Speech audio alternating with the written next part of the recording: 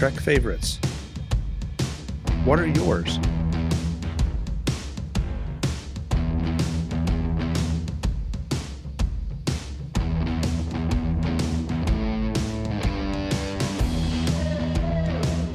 Welcome to Trek Favorites. I'm Chuck Joyner, and this is a show where you get to hear from my tech friends and my Trek friends about some of their favorite episodes of Star Trek. Doesn't matter what series, doesn't matter what episode. If it means something to them, then that's why we want to talk about it. This time, I'm really happy to welcome Barry DeFord to Trek Favorites for his first time. Barry and I met at Star Trek Las Vegas, and he is a Star Trek podcaster in his own right. And so, Barry, welcome. It's great to have you. It's wonderful to be here, Chuck. And yeah, it was kind of a neat meetup. I think you and I met in 2017 at one of the lineups for one of the exhibits, I think, and just made very, very fast friends. It was, it's hard not to make friends there, I think, but. Yeah, well, and then I remember we met back up at the mission log table, and it's like, oh, right. You know them? I know them. Do you know? Yeah. Yeah. So it's a big convention, but it's a small convention, and that just goes to prove it. That just goes to prove it. I introduced you as a Trek podcaster. Tell us about that before we get into today's show. Yeah, I host a show on the Trek Eats network called PoliTreks. It is with my brother in Trek, Shashank Avaru. He and I are co-hosts on there. And we talk basically the socio-political underpinnings of episodes of Trek, of the different sort of genres that Trek has sort of moved through science fiction, right? It's a very malleable, theoretically wide and vast sort of concept Star Trek is, right? It really is sort of a universe that can quite easily build upon itself, and it has. I mean, it's proven that at this point. So yeah, we just sort of look at Trek and then our own world through that lens. One of the things that sort of inspired the show to start was a book called Trekonomics by author Manu Sadia, and he actually came on one of our first episodes to kind of talk about how Star Trek can be something of a vision for the future. And I think we'll kind of get into more of that when we talk about the episode I've picked. That starts to make a lot more sense why you would pick this particular episode. We're going to talk about season 6, episode 13 of Deep Space Nine, called Far Beyond the Stars. So with that, why is Far Beyond the Stars one of your Trek favorites? Well, it's kind of lucky that I did actually get to pick my absolute most favorite episode of Star Trek ever made. And wow. I love it actually kind of because it originally drew my attention because it outed the old one, which was City on the Edge of Forever. So of course we can kind of see that sort of I guess City on the Edge of Forever was during the Depression, and then this was in the 50s, but would have been that it came out in 1998, so I'm dating myself a bit. I would have been about 14 when I saw it first, and it was actually the first episode of Star Trek I watched after losing my grandfather, who was the guy who got me into Star Trek. So maybe the stars aligned in Far Beyond the Stars for me, but also just kind of given my political background, it really does touch on a lot of things that are very important to me in terms of civil rights, in terms of how we see history and how history is so much a social construct in a lot of cases. So yeah, this episode really does a lot for me in that sense. So we don't do full episode summaries here just because, that just takes up a lot of time. Yeah. And as you said, something this old, but if you need refresher, this is the one where Benjamin Sisko, I'm not going to say goes back in time, but has visions of going back in time and becoming Bennie Russell, a science fiction writer who authors Deep Space Nine stories, and they are rejected because he is a black author. And of course, I will have a link in the show notes to Memory Alpha if you need further refreshing. When I went back and reviewed this one, I think I'd forgotten exactly how Cisco got back to the 50s and what the details were, but I distinctly remembered all of the 50s setting action and, frankly, some of the ugliness that happened there. Yeah, and I think that's kind of where you get that that sort of Gene Hackman Mississippi Burning kind of feel, even though this isn't necessarily that. I forget actually. All of a sudden, was it Atlanta that he was in? Was that in Georgia or? I'm not sure. I'm blanking. Yeah, I am Memory too. Alpha will be able to tell us. But yeah, the idea that the United States so unfortunately was a segregated society, and just to throat clear very very quickly, so is Canada a segregated society, and it still is with its reserve system, the way that's kind of gone. So this is 100% not a Canadian trying to put value judgments on Americans. I'm actually related to Samuel Houston, so I have American heritage myself that is mildly problematic in its own right. So I'm not going to say that I'm coming from some kind of privileged position where I can poo-poo. My country is beset with its contradictions as well. But yes, we're looking at a terrifying period of time to be a person of color, right? You are coming out of the Second World War.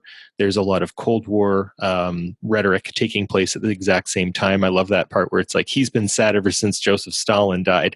I thought that was pretty funny, and sort of dates things very specifically to sort of just ending Korean War style time. And everyone actually still kind of has that, they really practice that transcontinental accent, of course, people still talking like this somewhat, which was kind of neat as well.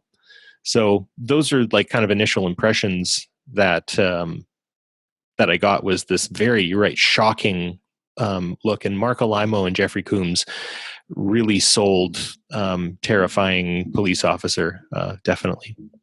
Yeah, and I just peeked at Memory Alpha. It is set in New York, in New York City. So, well, there you have it. I have to respond to one thing you said about you saying that you related to Sam Houston, and that's problematic. And I don't see it that way. Yeah.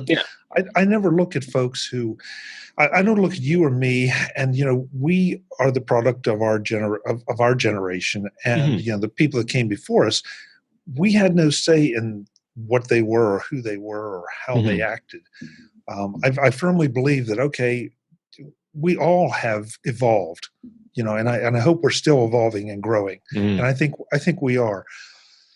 I just don't feel like anybody should make apologies for what their ancestors did or didn't do, because, it was a whole different time, a whole different set of circumstances, a lot of different social pressures, different social norms.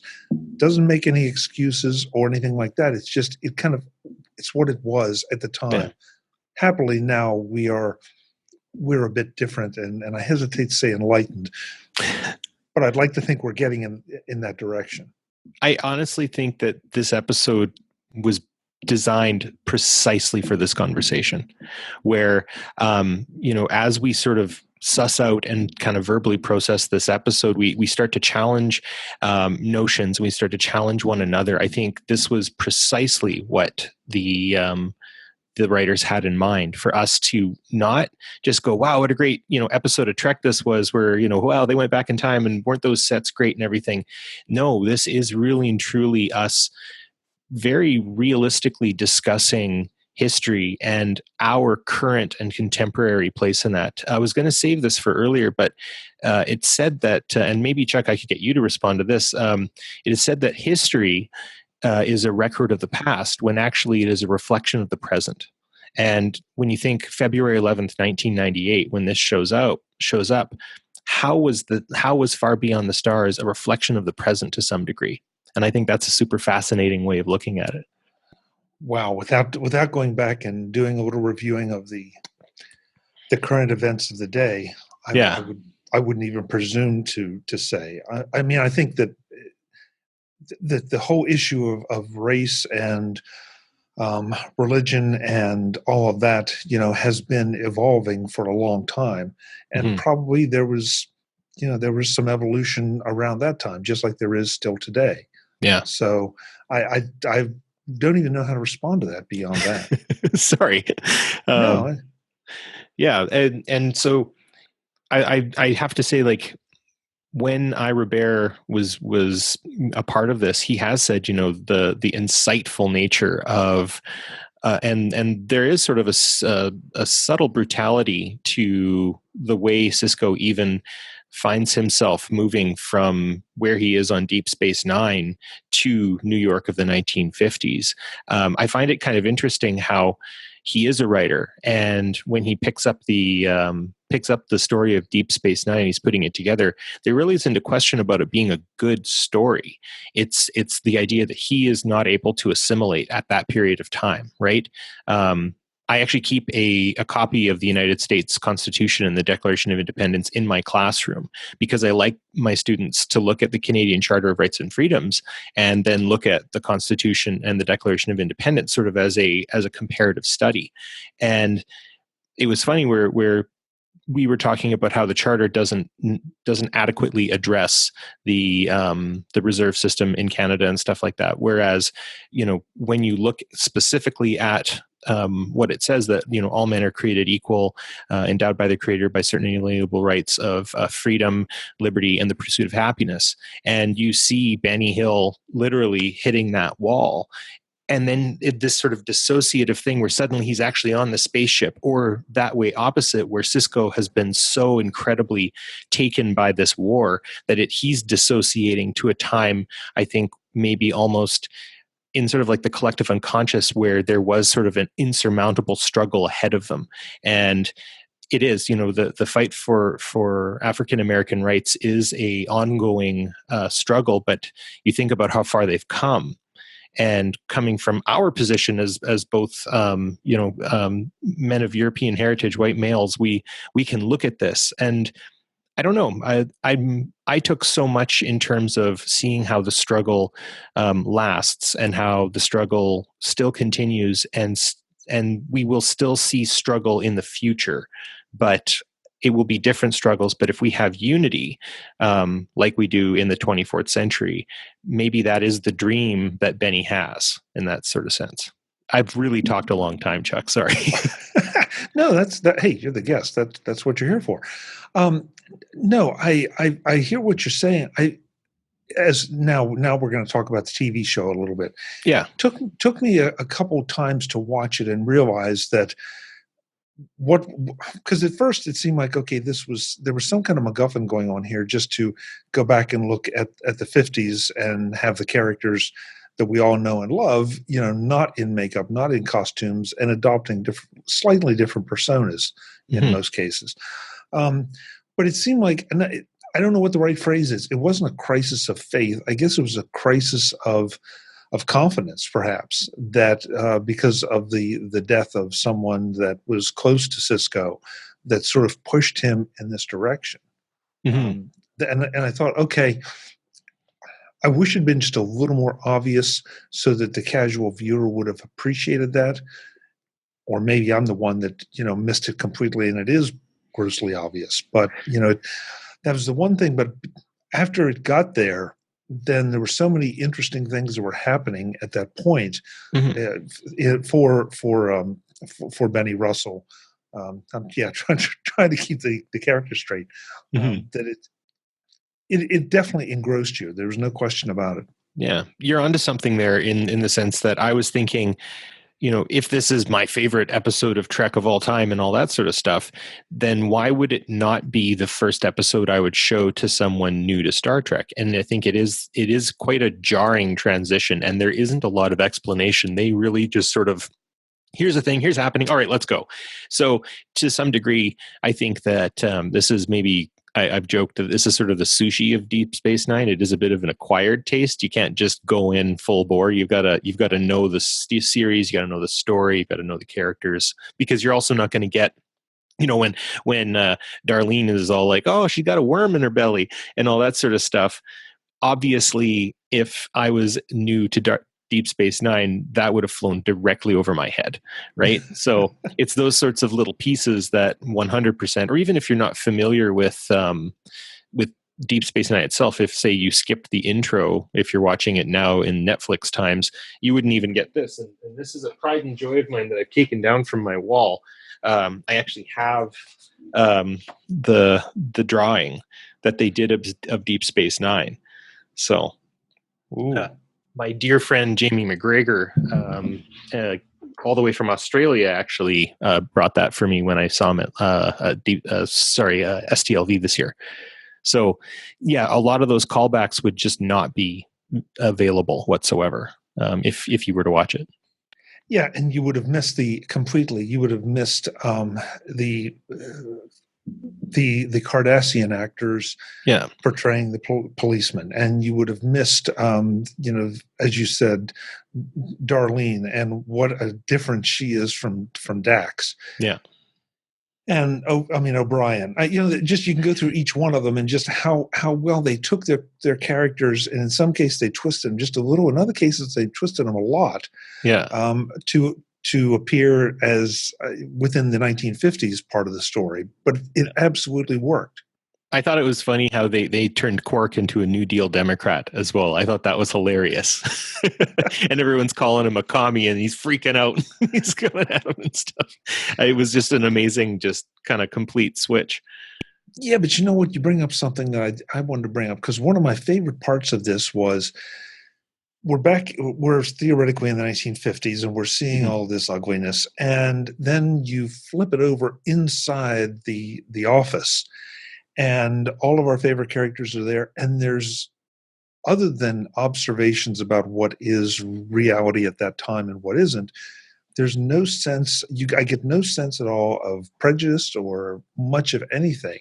It's just, okay, they're all relating as writers and nothing else.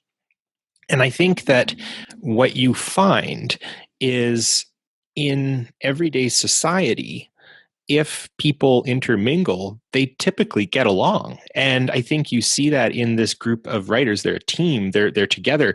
And, Kira's 1950s self is just as fed up with the fact that she can't come out as a woman, right? It's same idea.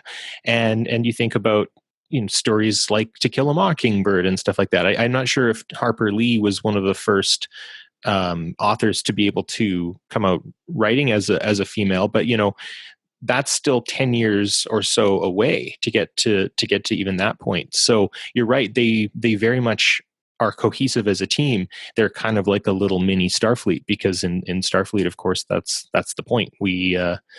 We see talent, we see ability, we look to better humanity, and that's the long and short of it. So definitely you see that. How did you feel about O'Brien's suggestion to Bennie? And I'm sorry, I'm mixing the character names, but I don't have all the 50s characters' names. But O'Brien recommending to Bennie that he rewrap the story around the idea of it being a dream. Yeah, I don't know. I think there is a lot of sort of dream sequences and these moments of dissociation that I think in some cases sort of allude to Cisco's shamanic abilities with the prophets / wormhole aliens. I think there's a lot of subtle cues that that's probably what's happening. And when you think of yourself in a dream state, you can have these sort of hyper realistic moments. So even if we kind of go down the rabbit hole of this is Cisco having some kind of dissociative episode and the prophets have managed to kind of capture his subconscious, this is a point where Cisco might be trying to rationalize this all with himself through the story. Otherwise, it's just another kind of cute callback to the watcher who can be like, well, he's in a dream. It's sort of like maybe this is where Christopher Nolan got the idea for Inception, right?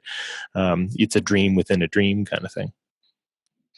Yeah, and you bring up the prophets / wormhole aliens, and that was another one thing, because Cisco's father appears in the past as a street preacher who is constantly quoting "quote unquote" the prophets, and walk with the prophets, Benny, and so you're kind of led. I had to wonder, and I've not done any research on this, but you had to wonder if there's anything that was left on the cutting room floor that might have tied this into a prophets / wormhole alien experience, or whether it just was something that pushed Cisco to that crisis of confidence.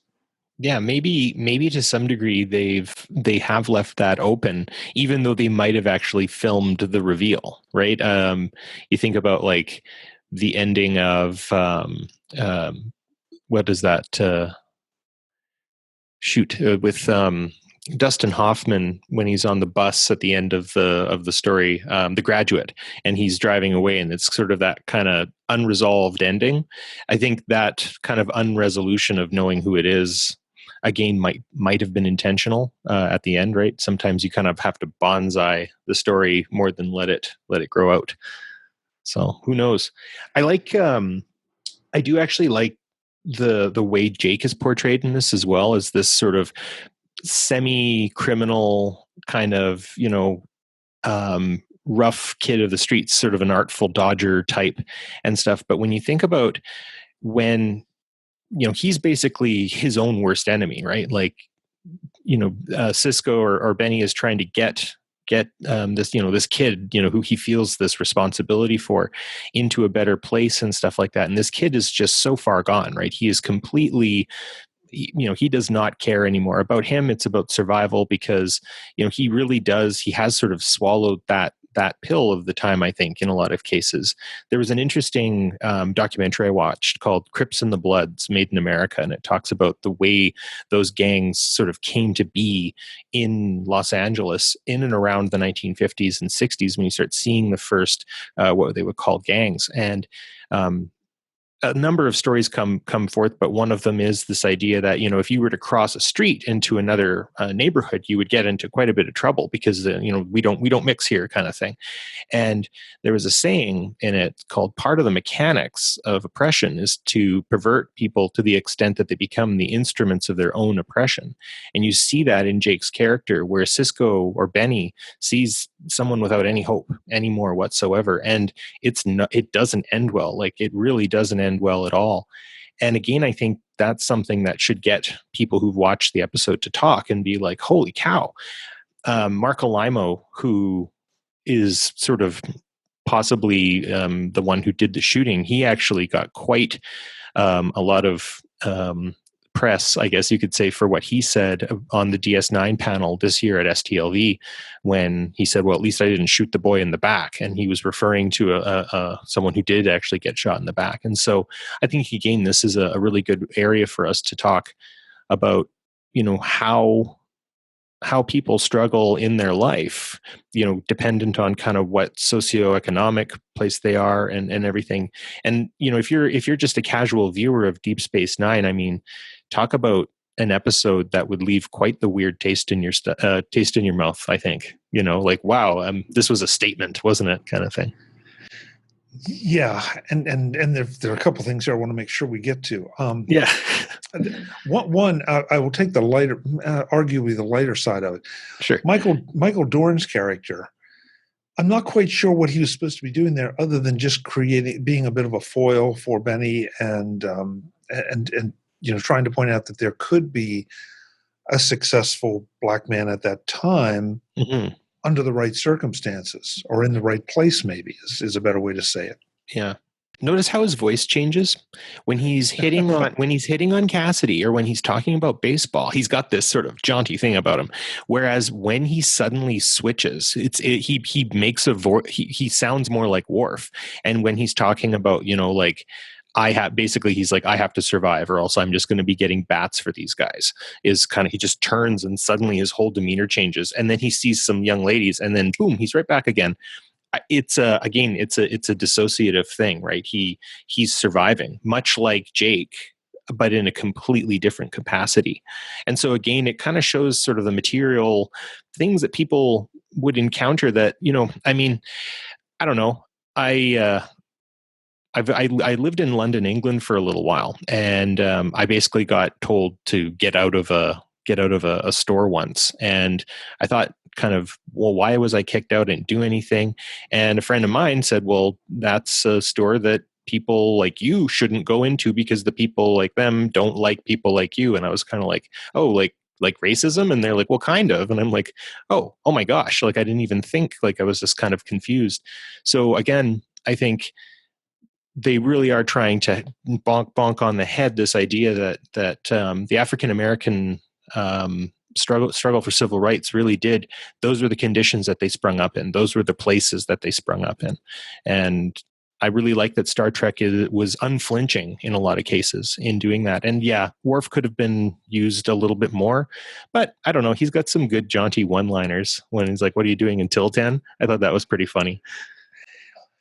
Yeah, and at first, I mean, if you don't know what Michael Dorn looks like, and he had the hat on, the fedora, and it's like, at one point, I'm not sure that's Michael Dorn. Yeah.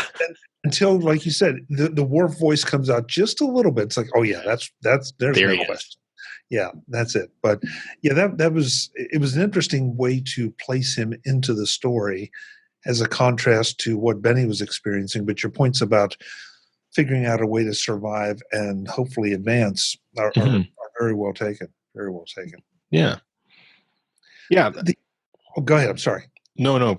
I've like I said, I've got a bunch of unfortunate ruffled sheets. No, ruffle away. No, because I'd be interested at some of your other observations from the episode. Yeah, the other one that I really liked was the fact that Cisco or Benny wears a takia, which usually sort of relates itself to sort of Islam, where that kind of hat, that sort of squared off at the top hat, kind of looks sort of Mediterranean, Middle Eastern sort of style, or Algerian perhaps. And his wearing that, I thought, was interesting because no other African American character wears anything that maybe could be associated to someone of African American heritage. And again, pardon me, when we start thinking about this sort of dissociation, there's a certain amount of Benny. I think that was sort of representative of his unwillingness to completely assimilate or adhere to a specific cultural sort of social contract where, men wear fedoras or something like that. I thought that was kind of neat how he's the only one who wears that. And as I tell my students in English language arts that I teach, nothing on screen is ever not on purpose unless it's in a Michael Bay film. So you have to kind of really, if it's been there and you've noticed it, you've probably noticed it for a purpose. So I don't know if you spotted the takia or not. It's when he's kind of singing the barbershop sort of sound with a bunch of kids kind of walking into the cafe. Well, yeah, and if I've got it right, I think he's wearing it back when he comes back into the office after recovering from his beating. Yeah. Which I mean, the appearance of it surprised me completely because, and listen, 1950s New York, I was not there for obvious reasons. Yeah. But I've never had the impression that kind of thing was adopted until maybe the 60s. But that may be my lack of historical knowledge.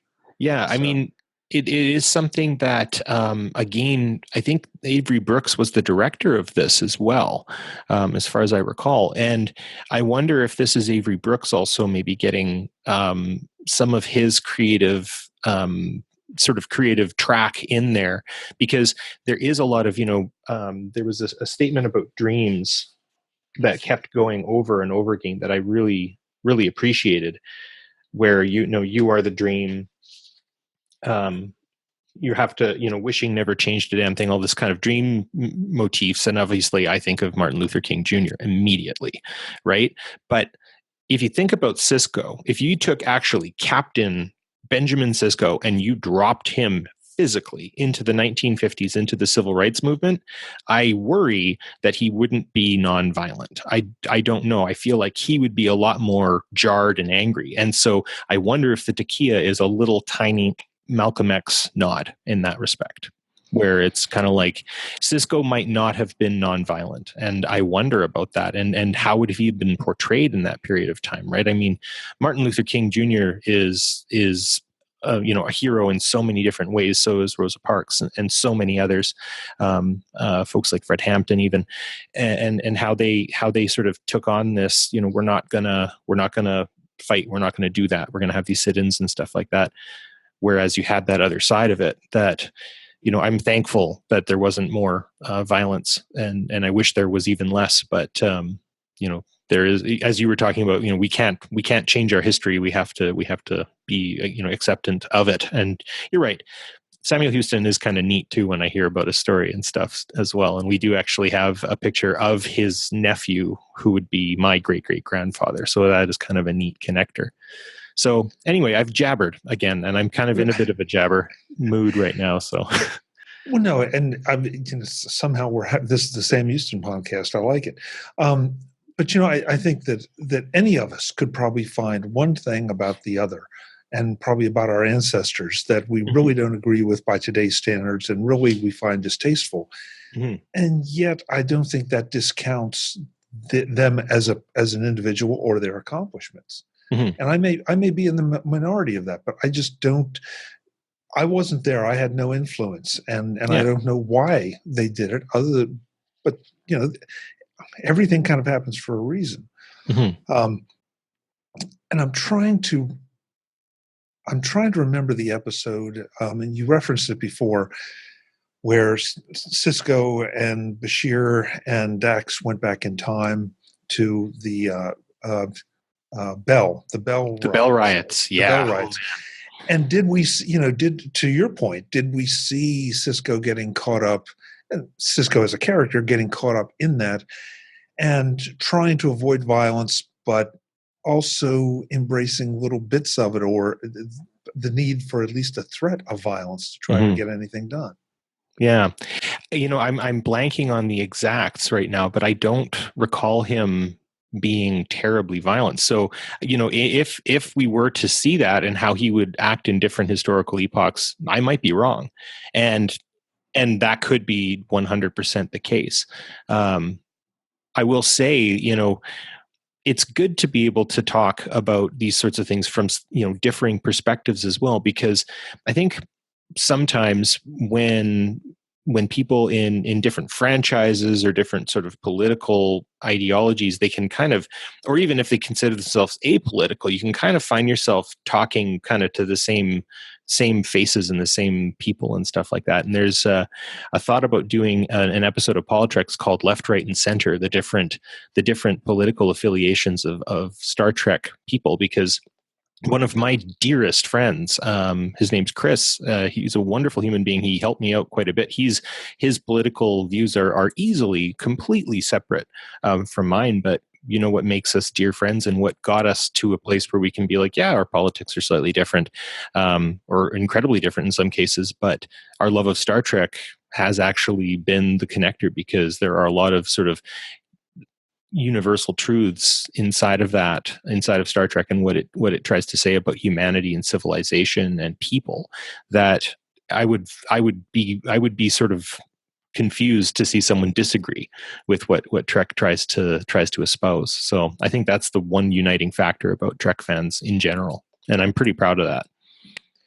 I would agree completely. I count among my friends, some of my closest friends, some of my best friends, the ones I respect the most are the ones that I can have political discussions with, and we do hold opposing views. And yet at the end of the day, we can say, okay, let's go get a pizza. Or we laugh about it and say, it's amazing that you can be that wrong, but let's go get the pizza. Exactly. And in a very good-natured way, and that to me is it's an indication of some kind of enlightenment or some kind of maturity.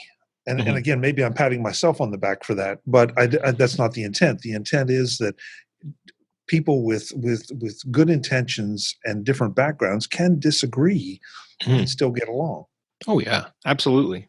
So I'd cut you off on a possible question there. Well, I don't. If you did, I don't remember what the question was. That's all right. Because I know where I want to end our discussion, but I want to make sure I don't cut you off with anything else, any other points that you want to make. One last little thing I was kind of looking at.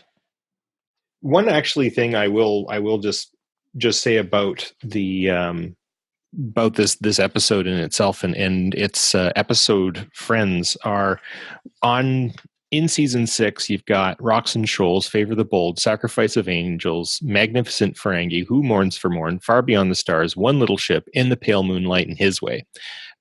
The only one that really does kind of make me cringe is Prophet and Lace. So I'd have to say, like, season 6 is really where you see the writers and their ability to just appear in the world that they've created. And it's funny how they kind of move things years back to before most of the writers would have been born as well.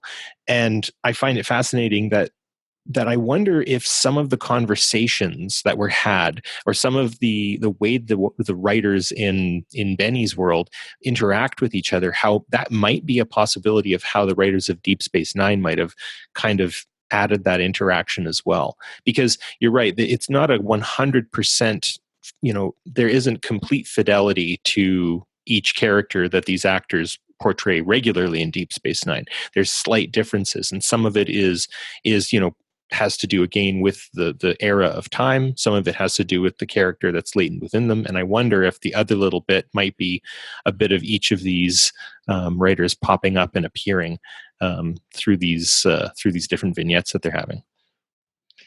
That's an interesting point, and one I hadn't thought about, because we are talking about a science fiction writer's room that you're looking into, and the idea that things were so accepted there amongst those people.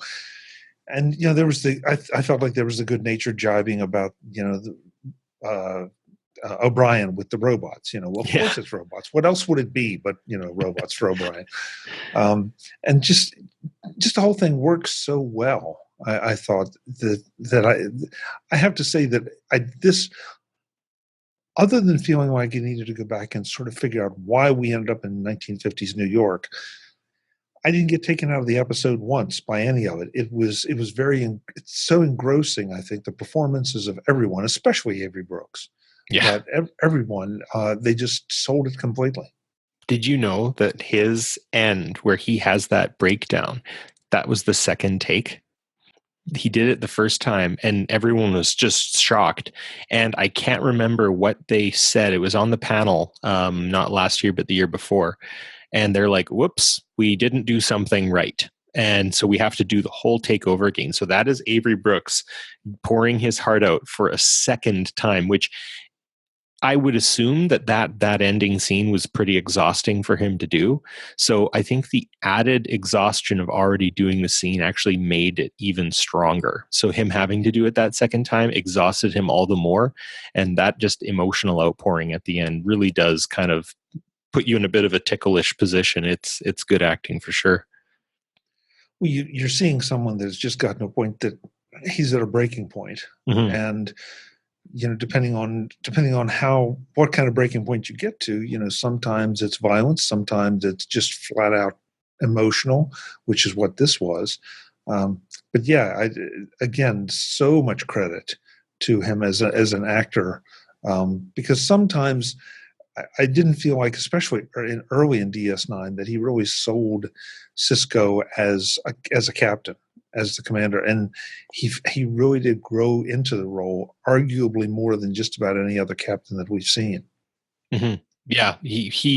Yeah, his character does evolve, and it's funny how a lot of people have associated his evolution as a character to how his hairstyle changes. But I will say, some of the early stuff, watching Cisco develop, he develops Cisco in such a way that sometimes I like to look at it kind of like a person in an administrative role slowly finding out what their role truly is after about 5 years. And, think about 5 seasons in, you have this solidified understanding of who Cisco is.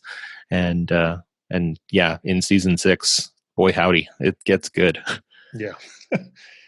So I said I knew how I wanted to end this, and I want to end it with a discussion of how they ended the episode, whether Cisco's observations that, we may just all be products of the imagination of Bennie Russell. And there have been discussions in the tech community right now that, are we all living in a simulation? Mm-hmm. And so this is 1995, I believe you said. So that's 98. 98. Okay. So that's about 20 years ago. And so that whole idea, and of course, then we move on to next week's episode and, that becomes academic. But just the idea, it didn't seem like as much of a throwaway now as maybe it might have then. That it just made there is this potential. Yeah, well, the episode after is "Honey, I Shrunk the Runabout." Right? It's one little ship, so it is a bit of a shift without the clutch. I like to think about it. One night you sit down to some DS9, and then you're talking politics with your friends or significant other or whomever afterward, and then the next week you're buckling it up for this. Okay, we're going to get another heavy episode, and it's this tiny little little ship zooming around with Dax waving inside. Yeah. So you're right. I wonder if. I don't know, where do you put an episode like this? It would be my question. Could it really be followed up? It is sort of it's a break. It's a take me out to the hollow suite it's only a paper moon kind of break from all of this very heavy action, but in this case it wasn't a break in the sense of making you kind of feel kind of easygoing. They had to do one more to get people back into the mood, I think. But yeah, I do just sort of see this as, you have like a band you love, and then that band comes out with sort of an experimental album, or an album that on first listen you're like, what the heck were they doing? And then a few years later you kind of go back to this album and you're like, oh, wait a minute, I get it now. Holy cow, like this was them experimenting, this is them learning, this is growth. Like I really do think that as a cast and as a crew completely, from the guy who holds the microphone, this was a moment of growth among them as a group, and very much argues the cohesion that they all had. We talked in an earlier episode about of Trek Favorites about the episode Family from DS9, and how it was an interesting transition from all the tension of the first the two previous episodes where Picard was captured and turned into a Borg. And then you had this, not a letdown, but how do you follow up, that kind of tension and that kind of intensity? And the Family episode was perfect. I've got to go back now and watch the next episode to this to see how I feel about how it followed up, because it probably was something that was almost needed, a pressure relief valve of some kind. Mm-hmm.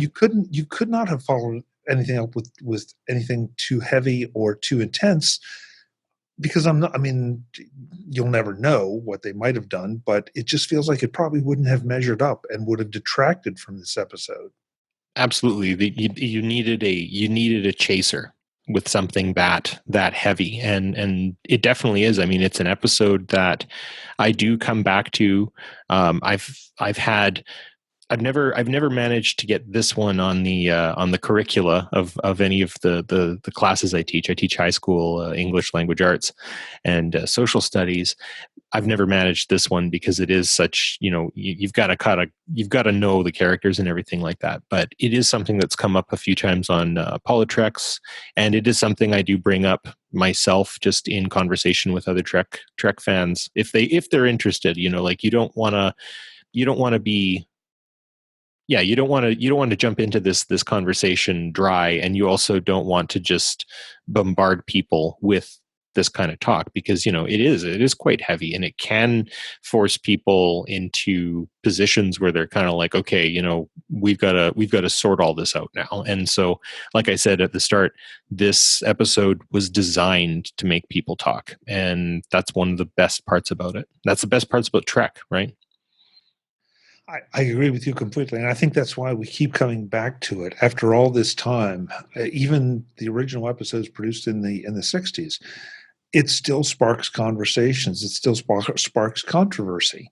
Mm-hmm. Maybe not as intently as it did then, or arguably maybe more intently, because it was so groundbreaking.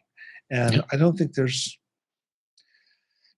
been a series of Trek that hasn't touched on some of these things in one way or another. Maybe not as intently and maybe not as obviously, but I think they're deep messages, and they're episodes in all the series that affect us individually and deeply, and that's why we cling to them. Mm-hmm. Yeah, it's an exercise in philosophy. It's an exercise in understanding the human condition, right? And much love to other sci-fi franchises for sure. I mean, definitely Star Trek isn't the only love I have, But if I want to get into the more philosophical, if I want to get into things that do sort of force you to ask, what are my value judgments here? Where do I stand?